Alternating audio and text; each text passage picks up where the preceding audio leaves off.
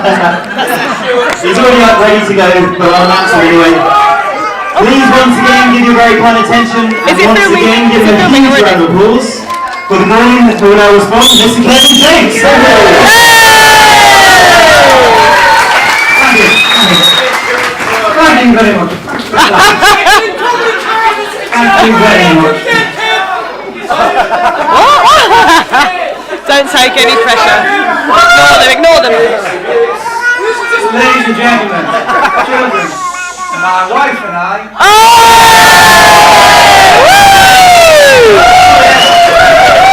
It's my wife, you know. Warmly welcome you to this humble house in the beautiful surroundings of Richmond Park. Special welcome for those who travel far away, the outlaws from the Wild West. Sorry, in-laws from California. John from a town called Eureka, who incidentally is getting married to Amy. Wonderful Amy. I'm sure there's a song in there somewhere. Your people know what I'm on. Dagmar and Leah from beautiful Constance. Yay! Guten Abend. Ik ben lieber Borussia Mönchengladbach, which I think means I love Frankfurt and chips. No. Our friends from the north. They're metal things on the table on knives and forks. It took me 10 years to find out. I've got film. Why not? How's the wine going down, Andy? No reaction? No reaction? No, he usually comes out in spots. Spots like Ipswich. I'll explain that later. Sorry, Lama. Anyway, apologise to anyone I missed out. Definitely. Now, Joanne. And I'll take it. Joanne, what can I say?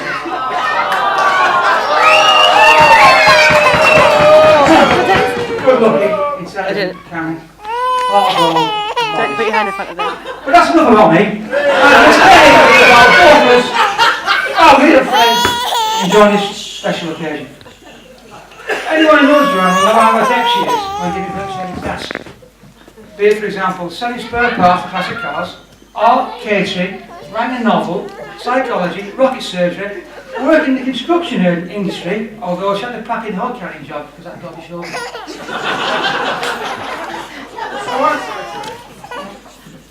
One of John's first jobs was working in Wendy's down in Richmond, wasn't it? The burger joint. Some of you may remember this. Square burgers, Kev. Square burgers.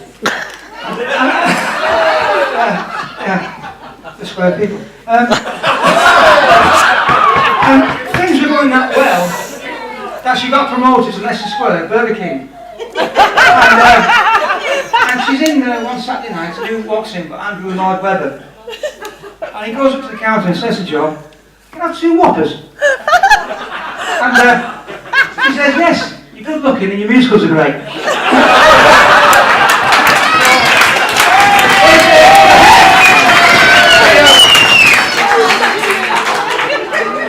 Sense of humour to boot. Now, Joanne has many qualities, but if there's one fault I could pick on, it would be her memory, because she's got a shocking memory. She remembers everything.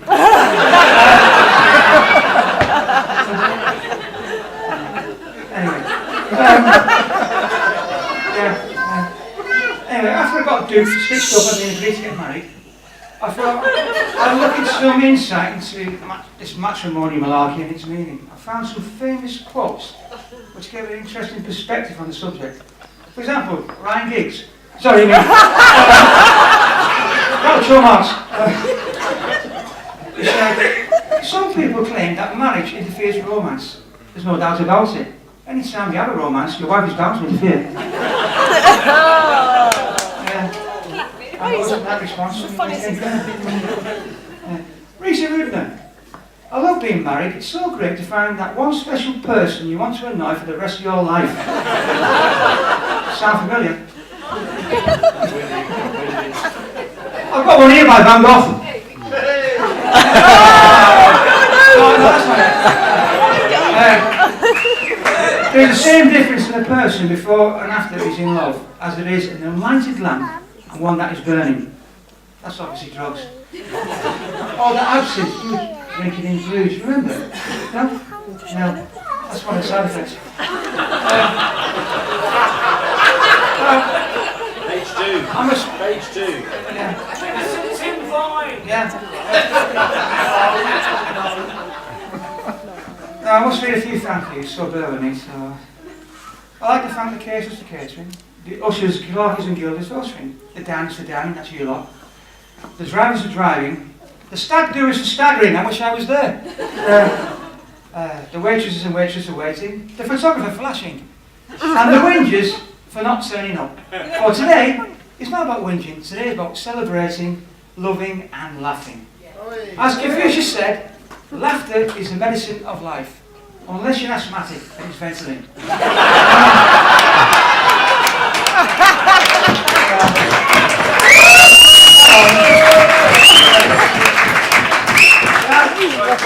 Now, before we got married, Joel said, I want to have a tattoo to commemorate the occasion. And I said, no, you don't have a tattoo, look. I mean, it's so tacky having a tattoo these days. I mean, everybody hasn't done nothing. Present company accepted, because I know we've got a classy type of person here today, somewhere in the room. And you're sitting down the high street and you've got this curly whirly thing, like a V in the back, and some Cantonese and Taiwanese writing above it, which probably says, this way up. Anyway, I said to her, remember what's in my Kran? I said, remember? Yeah. A tragic story, but a lesson in life. Because before she got married, my gran had a tattoo written across her chest. And it said, true love for Paul and I. And as the years went on, the ink ran, and the wrinkles set in. And in it read, $2 for a pound. $2 for a pound. I can hear Phil O'Brien and John A saying, where's the profit margin in that?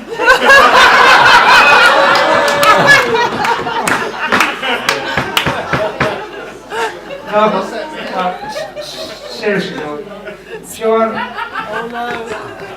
seriously,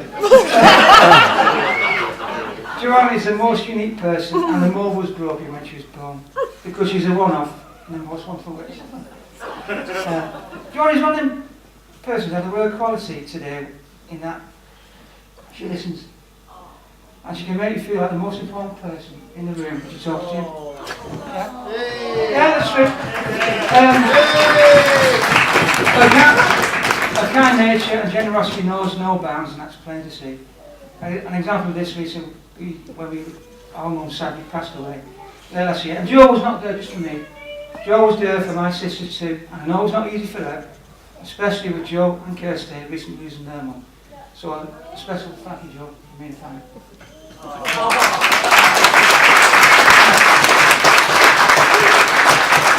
I'm sure both our mums, Eileen and Pauline, would have been very proud of this day. And my dad, yeah. We could seem to disappoint because he wanted to chat like the other club. Anyway.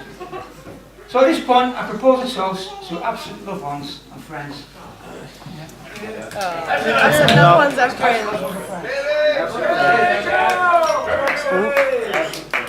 Now that's about it.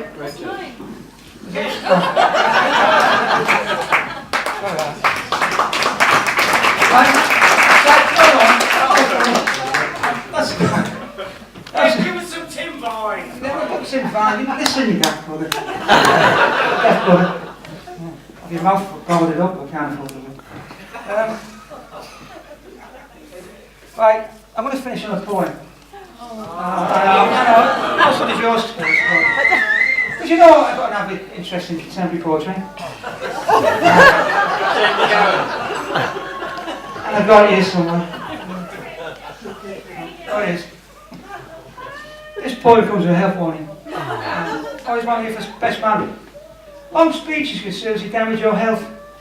Right. Smoke screen.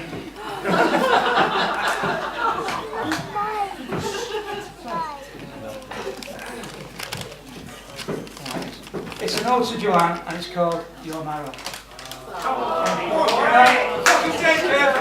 Not objection. Do you remember the damn box overnight?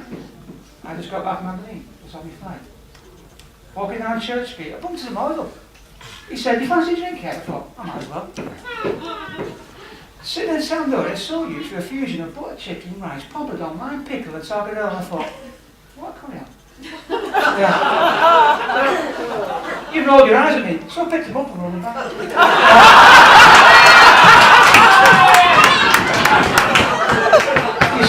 You chatted, took my number and lost it. Silly move, you should have put in a post-it. Our first date was watching the Rugby World Cup final at the Anchor. Remember the referee? What a silly person. The game flew by and it's extra time. Johnny scored the winner, and so did I.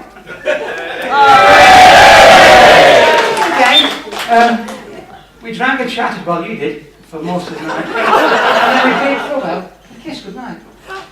Now since that day we've had ups and downs. But you've been there for me, a shoulder to lean on, through the tears and the frowns. Now people know I like the occasional joke, but now I mustn't mock. For Joanne, my shining star, my love, my life, you're my love.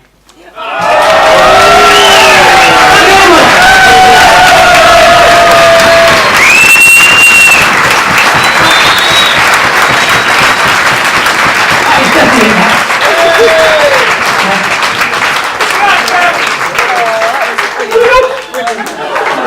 Anyway, this is the moment you've all been waiting for. It's a battle!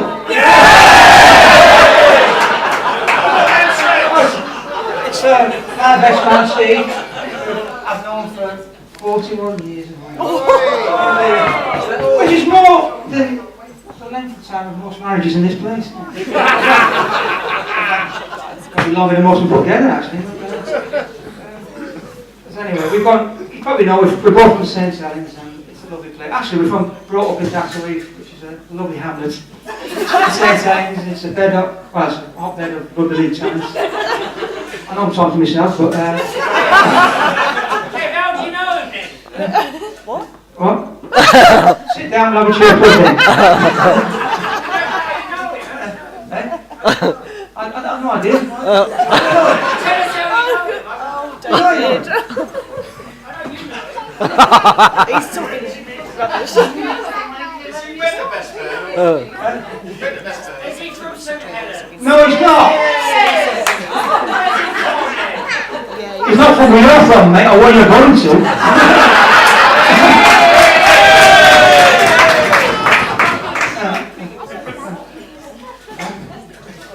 Anyway, I'll give you the best man, Steve.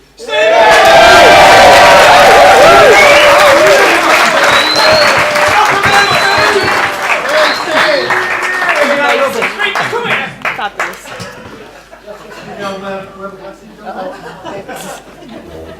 Thank you, Kevin, for those kind words. Good afternoon, ladies and gentlemen, boys and girls.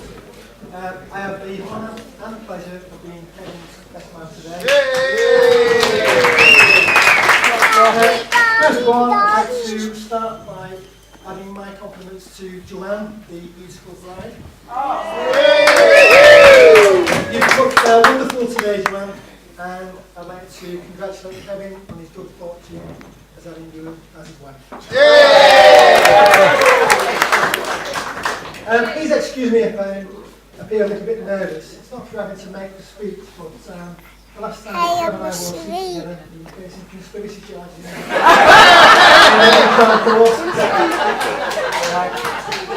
And the other thing is, my clothes, it's not that it's sore or anything, but Joanne's threatened to cut it if I go past 10 minutes. Well, Kevin said that he'd do a good job and come back and do it next time. So this afternoon, I'd like to take this opportunity to pay tribute to a man who personifies intelligence, ambition, tact, generosity and integrity. But it's Kev's wedding, so I'll talk about it. I wrote that for him. The wedding etiquette books say that the best man can receive an invitation to a wedding up to 2 years before the event. but more often than not, it's 12 months. Well, in my case, it was Kev phoned me in February on his way to Bahrain. He was in Heathrow Airport. He phoned me at 7 o'clock in the morning, and in true romantic fashion, he told me that he and Joe had decided to tie the knot and would I be his best man. Before I could say, I did say yes, but before I could say anything else, he was, I've got to go, mate, I'm going through security now. That's it, Joanne will be in touch with the date. That was it. I've not spoken to him since then until today. It's fair to say that Kevin hasn't rushed into marriage. He's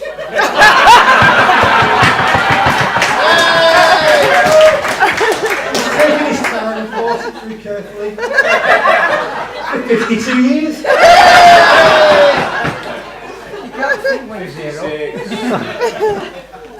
Anyway, I think actually Kevin and Joanne had this in mind for some time, but some of you might be wondering how it's all happened so quickly this year and whether there was any persuasion required.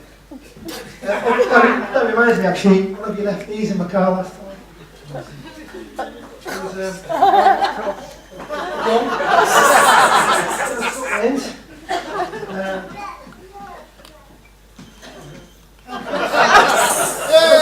you can set those later.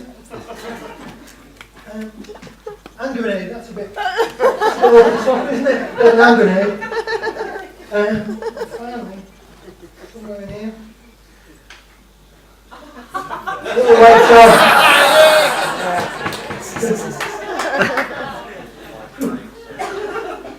No, I'm only joking, John. You're a wonderful person. I know you love each other. But seriously, getting married at Kev's age has had its advantages. For example, Kevin and Joanne are going to New York tomorrow, and Kevin's managed to book the hotel half price through Club 38 to 60 holidays.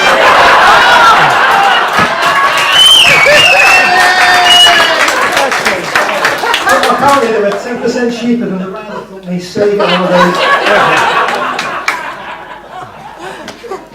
Anyway, I'm sure everyone will agree that the bride and groom have chosen a fantastic venue for the wedding. It's a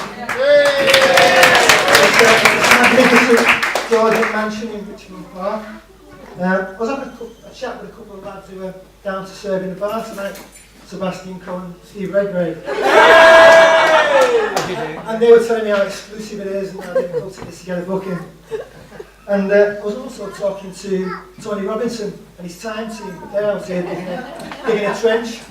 And they were telling me about the significance, the historical significance of the date, the 11th of June. That is, on the 11th of June, 1509, another local lad, Henry VIII, married his first wife, Catherine of Aragon. That marriage worked out okay, didn't it? King Henry VIII and Catherine, they also enjoyed beer and cider until Henry suffered from gout, age 54. Watch out, Kevin, sounds painful. Kevin and I have been friends since we were 12 years old, and we went together to school together. We were in the same school cross country team. I was actually quite lucky to leave that school in one piece. This is because when we were doing the Duke of Edinburgh Awards, Kevin and I went camping, and one day I was attempting to replace a gas canister on a camping stove, and believing I knew what I was doing, and while still inside the tent, the small tent, with another lad, I punched up the gas cylinder with a penknife. Liquid gas started to explode everywhere. There was panic, and then this other lad tried to get the gas canister out of the tent. After what seemed like an eternity, I got all of the gas canister and threw it out through a small gap to where Kev was standing. Just laughing and calling me stupid, something like that. Anyway, rather than kick the canister to safety, Kevin managed to kick it back inside the tent. And with the accuracy and force of Bobby Charlton, it hit the bottom left-hand corner. Well, this threw me into panic again, and I managed to get hold of it. But all I could hear outside the tent was Kevin laughing and saying that he found the matches, and are we ready for a light? Kev's already alluded to this, but Kevin and I grew up together in St Helens, in the heart of the industrial northwest. One time full of glass-making factories and coal mines. And I'm sure that Kevin won't mind me saying that he's very proud of his tough working class background. That's not tough, is it? That's water. Yeah, we lived in a neighbourhood where after work the pubs were full of hard-working, strong muscular bodies, big chests, fist fights, blood, sweat and tears. And that was just a win. This tough background has had an influence on Kevin's excellent athletic achievements. These achievements include his 7 minute 51 seconds personal best at Crystal Palace, winning the Inter-Counties 10,000 metres and winning the prestigious Edinburgh Games 3,000 metres.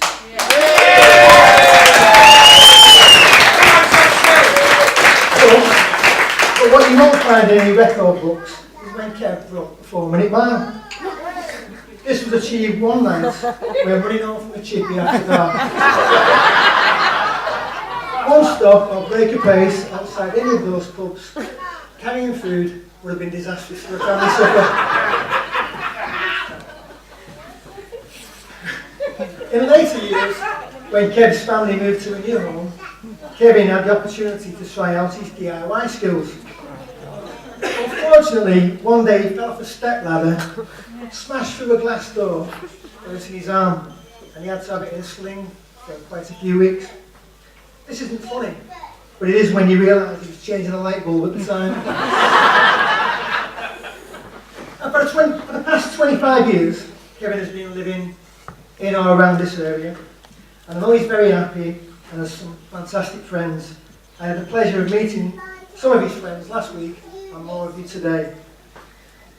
Last week we went into London on a pub crawl, and some of his mates were asking me about Kev's past. And they wouldn't believe me when I told them that at the weekend Kev used to go out in fancy dress. So I've got a photo to prove it. This is one of him dressed as his idol, Boy George. You can pass some of those around.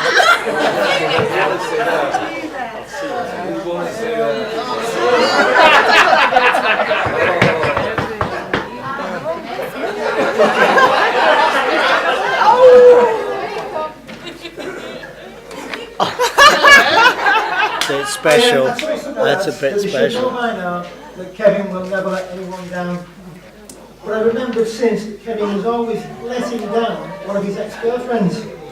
But that wasn't a problem. She could be fully inflated again in less than 2 minutes. It really makes me happy. After all these years, Kevin has found someone who will marry him. When I first met Joanne, about 7 years ago, we went to the pub, Prince Albert. Incidentally, I used to think Kev lived in the Prince Albert. But no, it's just his second home. I used to telephone Kev, and the barmaid from the Prince Albert used to answer. Oh, is that going to stop now? Anyway, when Joanne went to the bar for some of that White Lightning cider, I said to Kev, Joanne's very nice. You've done well there, mate. And when he replied, yeah, she's alright. She's not bad. I knew then he was at over reels in there.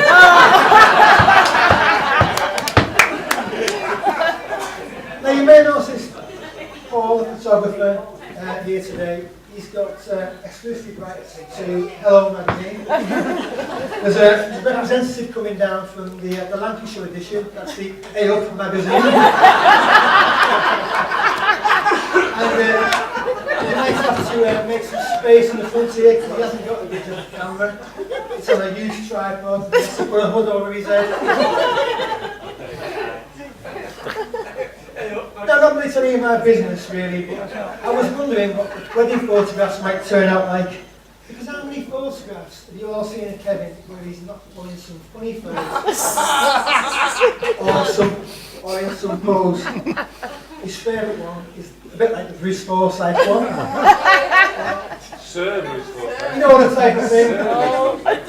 That's the one that was on the front of a Christmas card this year. He loves it. You get the picture. I said earlier that Kevin had rushed into marriage. He's obviously been waiting for the right person to come along. Kevin and Joanne have found each other, and I'm sure that everyone will agree that they're made for each other and are a fantastic couple.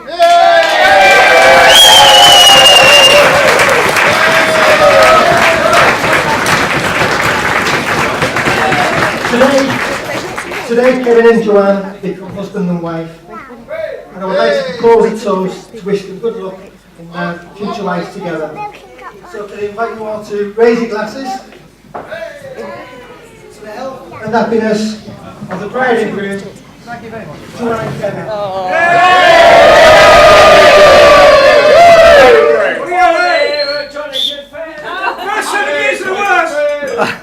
Thank you very much, and then of course you may enjoy the rest of your day.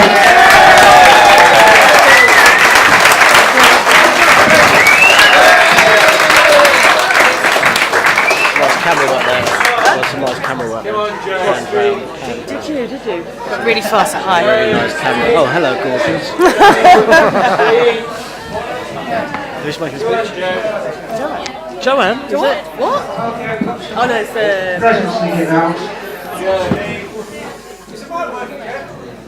I stood away.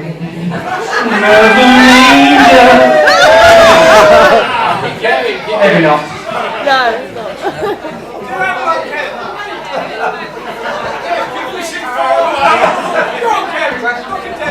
Loads of requests, won't carry on. Fred, where's Fred? Fred.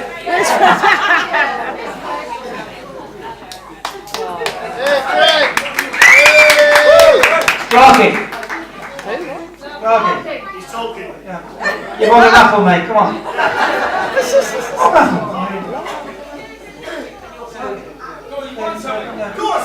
He's won something.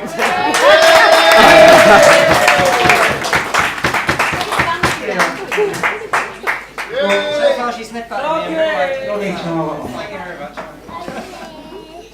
The others.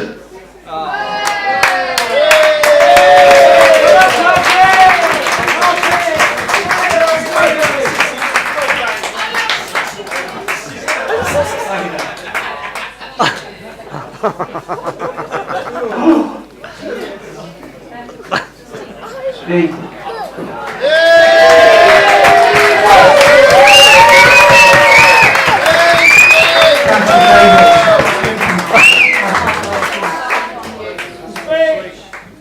Oh, sister-in-law.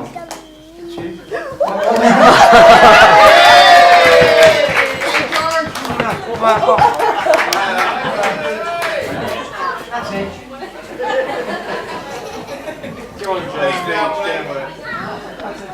What is it? Oh, that's a little bit special, isn't it? Okay. Joanne? Joanne, speech. Speech.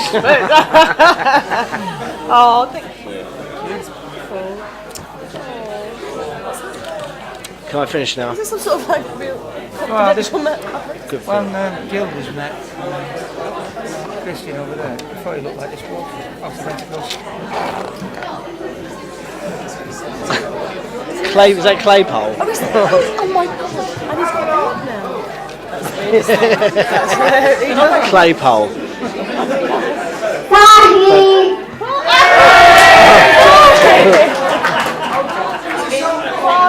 Okay, ladies and gentlemen, just to let you know, we're now going to be serving tea, coffee and chocolates in the rooms just straight down this corridor here.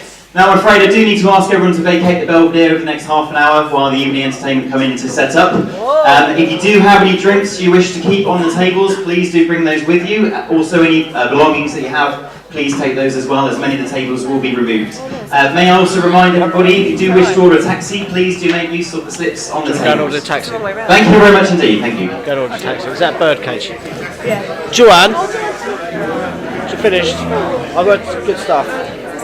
Yeah, got all that. I got all that.